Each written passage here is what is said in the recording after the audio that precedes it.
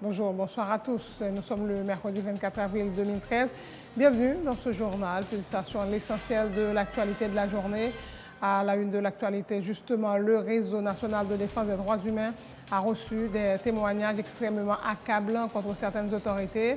Annoncé ce mercredi, la directrice des programmes de l'organisation, le RNDDH, est prêt à partager les informations dont il dispose avec la justice selon Yolène Gilles.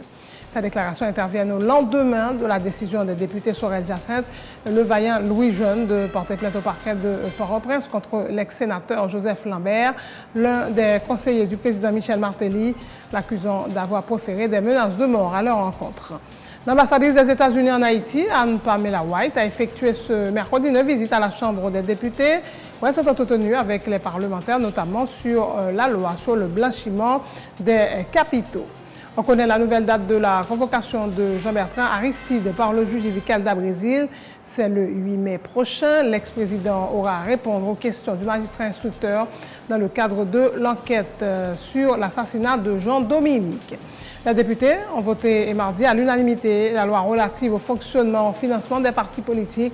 Cette loi favorisera la normalisation de la vie politique en Haïti selon le président de la Chambre basse. Et puis l'actualité internationale, l'armée électronique syrienne pirate le compte Twitter d'Associated Press pour annoncer un double attentat à la Maison-Blanche dans lequel le président Obama serait blessé. Le groupe entendait protester contre la couverture du conflit en Syrie par les médias occidentaux.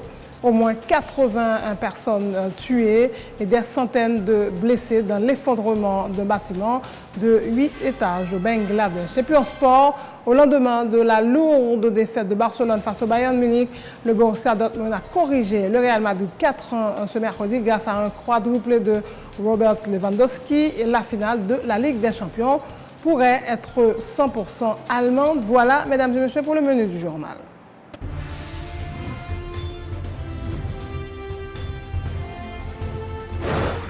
Du 15 avril au 15 mai, Télépluriel organise un grand concours de chroniqueurs et de commentateurs sportifs avec à la clé des primes exceptionnelles. Tandis ça, depuis gros gagnants a joué une chance entraîner équipe sportive Téléa. Oui, la possibilité pour les deux super gagnants d'intégrer l'équipe sportive de la télévision. La possibilité de but, la frappe et goal. Attention, 15 mai, c'est la date limite pour déposer vos démos sur DVD à Télépluriel, chaîne 44, Delma 19, numéro 8. Télépluriel, une télé vraiment différente.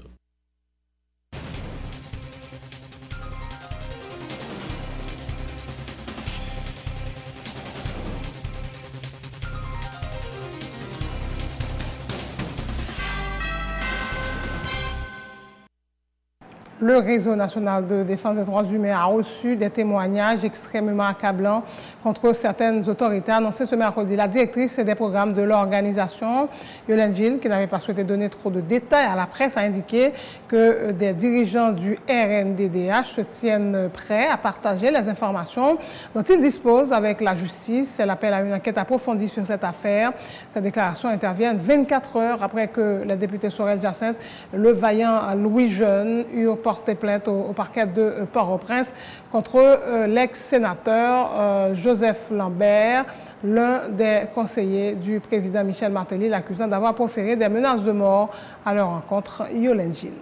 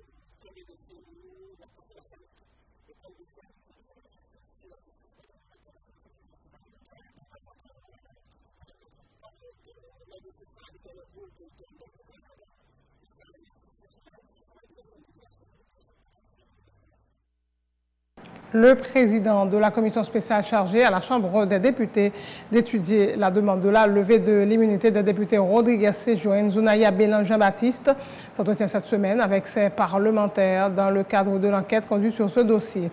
Mardi, le député Rodriguez a été auditionné pendant plus de 6 heures d'horloge par les commissaires. Ce mercredi, son collègue Jean-Baptiste devrait faire le même exercice, a dit le député Emmanuel Fritz Gérald Bourjoli. Le député donne la garantie que le dossier sera traité en toute impartialité de manière à faire la lumière sur l'assassinat du policier Walkie Calixte, un crime dans lequel ses collègues sont soupçonnés d'être impliqués. Hier, la commission entend des députés Rodriguez Séjour et nous passons plus de 6 heures de temps et que nous avons de lui, mais on connaît que nous avons plusieurs chapeaux tout, sur les partis politiques tout, que tu as pour voter tout, tout ça, c'est que le travail là vraiment et il y a un pile pour nous. Mais par contre, comme c'est pas moi-même son commission, et que la commission attendait député Rodriguez Séjour et je dis à Nabguen pour nous attendre député Zuna Jean-Baptiste Bélange et Nabguen et très prochainement pour nous attendre l'autre monde qui est dans le dossier. La commission a travaillé pour lever l'immunité aux députés, faudrait-il bien que ou gain des éléments dans le monde, il faut gagner des indices et l'on finit dans des députés, ce n'est pas seulement ça député dit à que on apprend, ou gain par exemple et partie victime dans tout pour tendre, ou gain l'autre monde tout, peut-être qu'il y a des témoins dans le dossier et que ou gain des policiers tout pour tendre, ou gain d'autres monde tout même qui a demandé pour tendre tout. Ça veut dire que là et que son travail va faire pour la société. C'est que ou pas le travail contre les députés, ni pour les députés, ni pour les policiers, ni contre les policiers. Ou pas le font travail pour la société, pour mettre les bagages là. Ça veut dire que son arbitre et que pour mettre les ballons en mettant ça là côté lié. Ça veut dire que faut attendre tout le monde. Ça fait que nous commençons à attendre des députés Rodriguez. Je veux dire, nous attendons des députés Zuna Jean-Baptiste Bélange et nous continué, la commission a continué avec audition et finalement pour nous capoter un rapport et que l'Assemblée des députés. Et on connaît la nouvelle date de la convocation de Jean-Bertrand Aristide par le juge Ivikel d'Abrésil. C'est le 8 mai prochain. L'ex-président aura à répondre aux questions du magistrat instructeur dans le cadre de l'enquête sur l'assassinat du directeur de Radio Haïti Inter, Jean-Dominique. La convocation a été acheminée et mardi après-midi au domicile de Jean-Bertrand Aristide à Tabar, apportant de sources généralement bien informées. Autre point de l'actualité, l'ambassadrice des États-Unis en haïtienne, Pamela White, a effectué ce mercredi une visite à la Chambre des députés où elle s'est entretenue avec les parlementaires, notamment sur la loi sur le blanchiment des capitaux. Dans une brève déclaration au terme de la rencontre, la responsable de la diplomatie américaine en Haïti a souligné l'importance d'une telle loi pour Haïti et ses partenaires internationaux, dont les États-Unis. Elle fait remarquer que la loi sur le blanchiment des capitaux devrait favoriser de meilleurs rapports entre les banques et institutions financières haïtiennes avec leurs partenaires étrangers. J'ai parlé avec le président des députés, Taubert, et on a discuté beaucoup de lois que c'est important aux États-Unis et à Haïti, surtout la loi pour le blanchiment de l'argent. Et il était sûr et certain qu'il y a beaucoup de progrès et moi je suis tellement contente. Et cette loi c'est important pour le pays, non? Oui, c'est tellement important pour le pays. C'est important pour les États-Unis également? Oui, bien sûr, parce que nous voulons continuer à travailler avec les banques et les autres institutions financières en Haïti et c'est important que cette loi est passée. Et le président de la Chambre des députés qualifie de fructueuse sa rencontre avec l'ambassadrice américaine Tolbert Alex informe que les articles problématiques de la loi sur le financement du terrorisme et le blanchiment des avoirs ont subi de substantielles modifications tenant compte des recommandations faites par des secteurs organisés de la vie nationale. Madame White est tenue justement à venir féliciter Bureau A, Chambre des députés A, la personne du président Bureau A pour le CTC-EPA qui était finalement mis en place. On profite tout présenter le sympathie nous par rapport à l'attentat à Boston et il était venu enquérir de la situation, à savoir la loi sur le blanchiment des avoirs qui est sur le placé aujourd'hui cap en séance. Il était venu tout attirer l'attention nous sur une loi sur la traite des personnes. Qui est en commission des affaires sociales depuis l'année dernière. Cette commission est présidée par la députée Josie qui est en train de travailler avec les sénateurs, le sénateur Roumer, Maxime Roumer, qui préside la commission affaires sociales dans le Sénat. Il y a pour essayer de faire un travail parce qu'il y a un risque pour que Haïti déclassé parce que c'est la législation haïtienne qui est la législation la plus faible en matière de traite des personnes. Donc maintenant, un contexte qui est supposé soumettre nous pour nous capable avancer, pour nous capable voter. Au fait, c'est ça, c'est autour de ça la question a été déroulée. Le bureau avait pris la décision de créer une commission spéciale et pour nous permettre un rapport. Donc ce rapport est prêt, le député Aodon est là, il y a un ensemble de députés qui fait partie de la commission, ce rapport est prêt. Donc maintenant, nous allons soumettre le rapport là. Il y a 5 articles qui modifient, une modification substantielle qui est portée dans 5 articles qui étaient plus un problème. Parce que dans le fond, c'est pas de grand problème, c'est des articles qui ont un problème.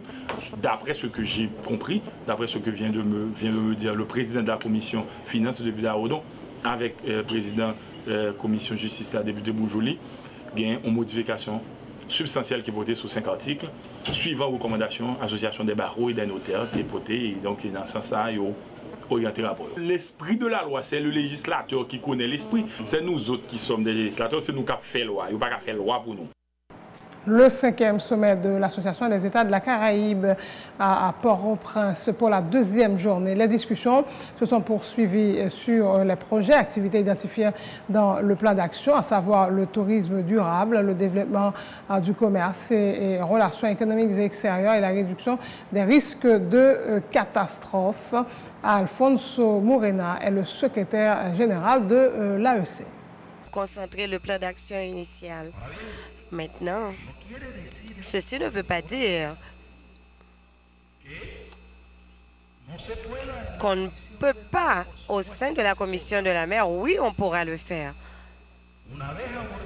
Après avoir abordé ce point, on peut parfaitement incorporer d'autres actions qui nous paraissent nécessaires et qui pourraient être approuvées par le Conseil des ministres et nous pourrons le réformer et faire les ajouts nécessaires. Mais nous devons prendre conscience ici que nous avons un problème central que nous devons résoudre immédiatement, de manière urgente.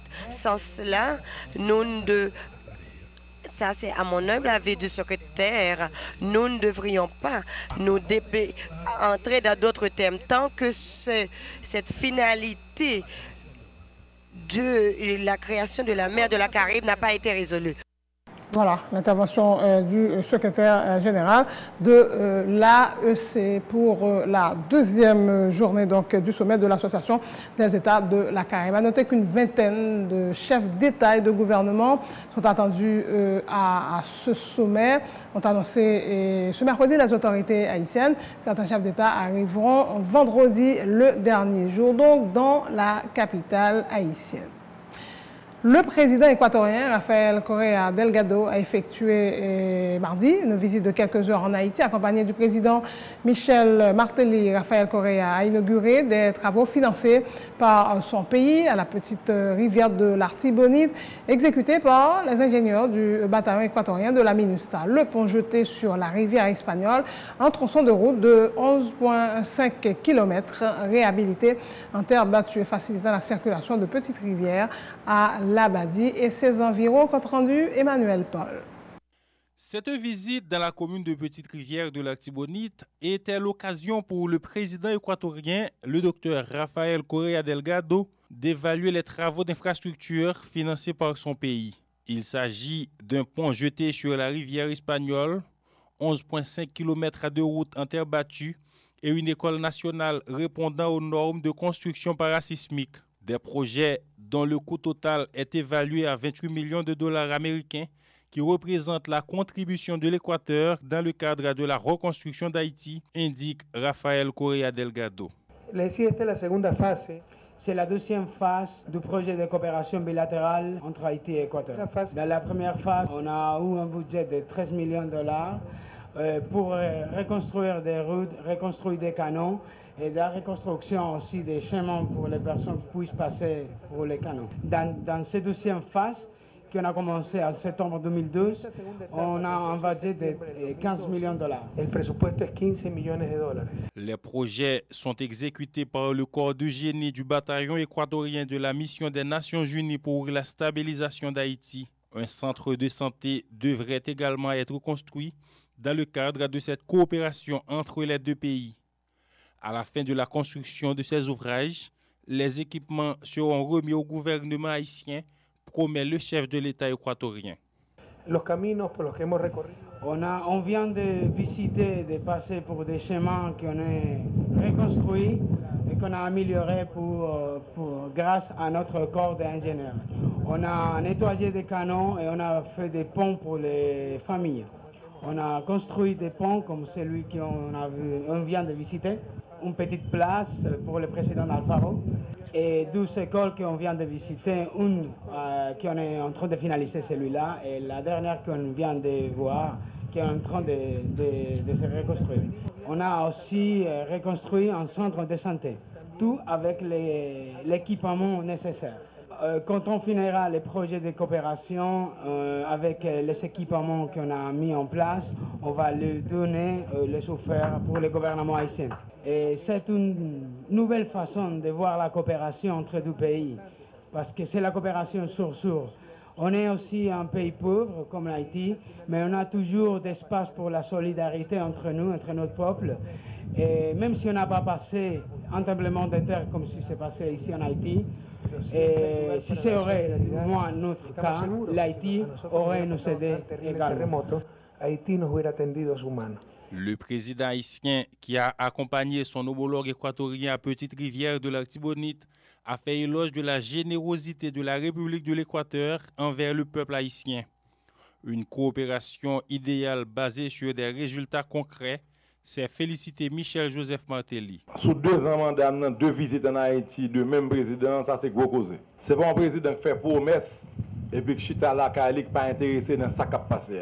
Ça c'est un président qui impliqué, qui engagé et qui voulait résultats basés sur ça le promettre là. Modèle coopération sud-sud ça, modèle coopération que nous gagnons avec Équateur, c'est un modèle idéal. Ça qui promet et cap fait là, les sont bagages qui palpable qu'aucun moyen li concret. N'a dit président merci. N'a dit peuple vénézuélien merci. N'a dit peuple équatorien merci. Peuple équatorien merci. Parce que nous connaissons que la caillotou, il y a un problème. Mais à travers solidarité que vous voulez montrer envers nous-mêmes, non? Si ça yo gagne, yo séparé, yo mettez à la disposition nous pour nous venir plus fort nous-mêmes tout. Durant cette visite, Michel Martelly et l'économiste Rafael Correa Delgado se sont également entretenus avec des habitants de la zone. Ils ont passé en revue la troupe équatorienne à Petite-Rivière de l'Artibonite avant de repartir pour Quito. La loi relative au fonctionnement et au financement des partis politiques a été votée à l'unanimité mardi à la Chambre des députés. Le président de la dite Assemblée, Jean Tolbert Alexis, fait remarquer que cette loi présente des avantages, certains pour les partis politiques, et accorde des privilèges aux leaders de l'opposition. Il soutient que cette loi favorisera la normalisation de la vie politique en Haïti. Les députés l'ont voté pratiquement dans les mêmes termes qu'elle a été votée au Sénat de la République. Je dis à tout, il y a une moralisation de la vie politique. L'article 24.2 dit que quand vous sont élus d'un parti, vous êtes tenu de faire partie au sein du Parlement, dans le bloc parlementaire parti ça. Si vous voulez laisser parti ça, on va payer moitié salaire pendant 2 ans. Si vous avez un mandat 2 ans, on va payer 1 an. Si vous avez un mandat 4 ans, on va payer 2 ans. Donc maintenant, il y a des garde-fous qui mettaient pour gagner plus contrôle, pour gagner plus. Parce que quand on adhère à un parti, c'est suivant l'idéologie. Donc nous voulons aujourd'hui aussi, le chef de l'opposition, nous allons statut. Ça veut dire que le chef de l'opposition officiel là, la même cérémonie officielle, il faut inviter, il faut gagner des places réservées à lui-même. Donc au fur et à mesure, on a normalisé la vie politique pour être capable de gagner justement la stabilité politique pour arriver dans des développements durables. C'est une loi qui organise le fonctionnement et le financement. Donc loi qui régit l'autorisation pour pouvoir obtenir l'autorisation pour faire un parti politique, les tout ça la donne. Nous n'avons pas fait de grandes modifications, mais nous-mêmes, nous seulement votons loi pour nous organiser justement le fonctionnement et le financement des partis politiques. Les partis politiques sont financés par partis politiques, ça va il y a financé par l'État, non, il n'y a pas de salaire, il y a financé par l'État, il y a financement privé tout. Financement privé, nous toujours pratiquement qu'un même sa loi électorale était prévoir, savoir un montant que au cas recevoir, un monde cabayo 2 millions d'euros, il y a monté l'association Cabayo, mais l'État tout tenu, qui sont en innovation, ils sont nous consacrés, parce que 2006, ils ont des allocations déjà pour des candidats, mais qu'on a nous mettre pour les partis politiques pour les capables beaucoup plus spécifiques. Oui, ils ont une visibilité pour les leaders d'opposition, des protections, des statuts, parce qu'à terme, c'est le pays qu'on est en train de construire. Même les idées de l'opposition doivent pouvoir passer tout. Même les idées de l'opposition doivent pouvoir justement être écoutées. Il y a des heures d'antenne dans des médias l'État, etc. Donc en fait c'est ça. C'est pour nous capables de normaliser la vie politique, pour nous soutenir laisser frapper, pour nous soutenir coup bas. La démocratie, c'est un exercice lié. C'est chaque jour qu'on construit et la législation est là pour ça. Son habit qu'il a, qui vous mettez et limiter pour mettre terme. Maître Newton Saint-Just, sommé par le président Michel Martelly et le Premier ministre Laurent Lamothe de dire s'il maintenait ou non les accusations de corruption portées contre eux se dit dans l'attente de la convocation de la justice haïtienne pour s'expliquer. Il m'avait donné un jour franc jeudi dernier. Aujourd'hui, plusieurs jours après l'expiration de ce délai, je n'ai reçu aucune invitation de la justice, dit l'homme de loi, qui appelle Michel Martelly et Laurent Lamothe à ne pas reculer s'ils croient réellement qu'ils n'ont rien à se reprocher, qui poursuivent l'action qu'ils avaient engagée contre moi, dit Maître Saint-Just, qui en profite donc pour maintenir ces accusations selon lesquelles la corruption règne au palais présidentiel. Non seulement maintenir toute déclaration que nous avons faite, mais nous dit aussi yo clair vrai. Faut qu'il y ait dans le tribunal avec nous pour diffamation. Et nous mettons un défi pour faire ça. Il n'y a pas de faire bac. Si on fait bac, la nation apprend note. Même gens que Richard Morse t'a dit, ça qui a dirigé par le national là, c'est la corruption. Et ce n'est pas seulement la corruption qui a dirigé le palais national, mais c'est la méchanceté. Lorsque des gens dirigent un pays, eh bien, il a provoqué des inondations. Il a provoqué des catastrophes. Donc, c'est des véritables criminels à côté de corrupteurs et de corrompus, mais il y a des véritables criminels et des gens qui ne pas la vie mon importance face avec l'argent. Depuis au nous président, au ministre, aux citoyens et la justice, ou renoncer tacitement au privilège de juridiction que constitue la haute cour de justice. Pour que moun sa sorti clair aux yeux de la nation, faire le tribunal, pour le tribunal a dit que c'est menti n'a fait. Ils ne sont pas prêts pour faire ça, ils ne sont pas faire ça parce qu'on n'est pas clair. Et c'est qu'on a réitéré appel là avec eux pour aller avec nous dans le tribunal, moi-même avec Maître André Michel. Mais moi après même avec un paquet de monde que dans le week-end, pour le ministre la 3 chauds pour lui. Les avocats lui dit font petit camper. Maintenant il n'y a que d'attendre. Je pense que tu as déjà relé depuis lundi parce que jeudi était bon même jour franc qui finit samedi. Donc lundi ou plus tard mardi nous sommes déjà mercredi et si on pas fait le vendredi ou plus tard lundi encore m'a sommé m'a dit qu'il le prend la tribunal avec. C'est la fin de ce journal. Le rappel des titres avant de prendre congé de vous. Le Réseau national de défense des droits humains a reçu des témoignages extrêmement accablants contre certaines autorités annoncées ce mercredi. La directrice des programmes de l'organisation, le RNDDH, est prêt à partager les informations dont il dispose avec la justice, selon Yolène Gilles. Ces déclarations interviennent au lendemain de la décision des députés Sorel Jacinthe et le vaillant Louis Jeune de porter plainte au parquet de Port-au-Prince contre l'ex-sénateur Joseph Lambert, l'un des conseillers du président Martelly, l'accusant d'avoir proféré des menaces de mort à leur encontre. L'ambassadrice des États-Unis en Haïti, Anne Pamela White, a effectué ce mercredi une visite à la Chambre des députés où elle s'est entretenue avec les parlementaires, notamment sur la loi, sur le blanchiment des capitaux et le financement du terrorisme. On connaît la nouvelle date de la convocation de Jean-Bertrand Aristide par le juge Yvikel Dabrésil. C'est le 8 mai prochain. L'ex-président aura à répondre aux questions du magistrat instructeur dans le cadre de l'enquête sur l'assassinat de Jean-Dominique.